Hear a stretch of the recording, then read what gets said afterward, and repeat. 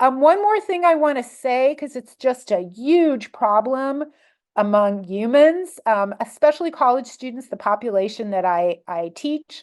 I often ask people in my class, so I'm going to ask you too, how many of you, say yes or no, regularly bully other people?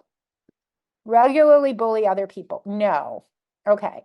That's good to know because I wouldn't want to be training a bunch of bullies. Okay. How many of you are regularly in your head or even out loud saying horrible things about yourself, either to yourself in your head or out loud? Just kind of bullying yourself, like super self-critical. Oh my God, you're so stupid. You're such a loser. I can't believe I did that to yourself. A lot of you. So this is something I tell my students. It's a concept I came up with myself. Self-bullying is bullying. You need to stop that because you don't want to be a bully. And if you're bullying yourself, you're still a bully. And we need to get better at that. Um, we need to get better at that because at the end of the day, I love this. I love this poem. It's a friend of mine took a picture at the Underground in London. I think it's called the Underground. And here's what it says.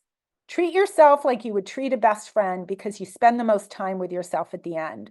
So stop yourself. When you hear yourself hacking at yourself and bullying yourself, pull back from that. There's a trick, a famous researcher who I know quite well, Ethan Kross, who wrote a whole book about it. He's a professor at the University of Michigan in Ann Arbor.